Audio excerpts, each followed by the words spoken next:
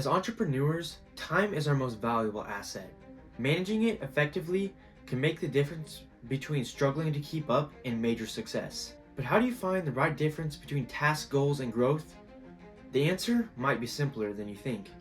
Every entrepreneur knows the struggle of juggling a million things at once. But what if I told you that small, consistent changes in how you manage your time could lead to monumental shifts in your productivity? That's where the power of Atomic Habits comes in.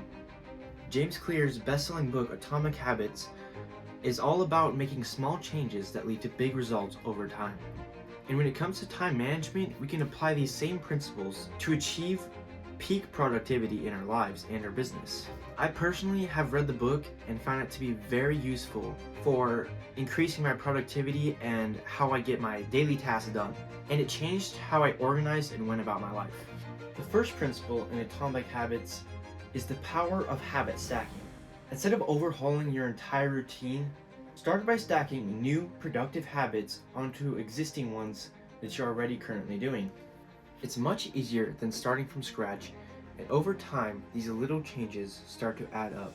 For example, if you have a morning coffee routine where you wake up and drink coffee in the morning, stack the habit of writing a checklist down for the day.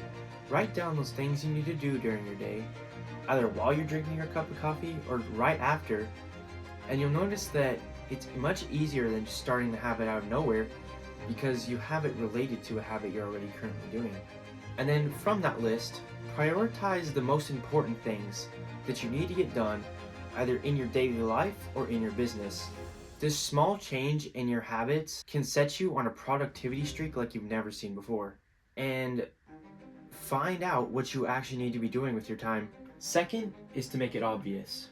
Time management isn't just about working harder.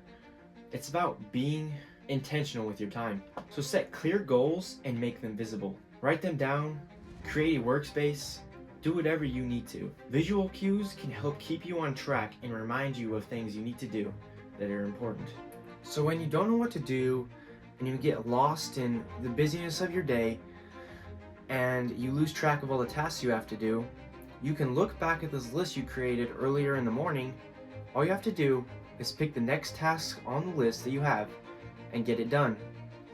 And then once you've completed all of these tasks, it's as simple as just repeating the process and creating a brand new list and then getting all of those done. I do suggest only putting things you know you can get done on the list, or you know you can at least try to get done, because if you don't finish the task, you'll feel unfulfilled, and then that won't leave a good feeling of the habit you're trying to create. The third principle is to make it easy. Break big projects down into smaller, more actionable steps that actually seem feasible to you. This step helps you avoid procrastination and keeps you from feeling overwhelmed about all the things that you have to do during your day. If the task feels more simple and achievable, then you're more likely to actually get started and get it done. Whereas if it's some giant thing you have to do, you're going to be reluctant to actually start doing that and to actually get it done. But along with that, always remember to trust the Lord and that He will take you where you need to go.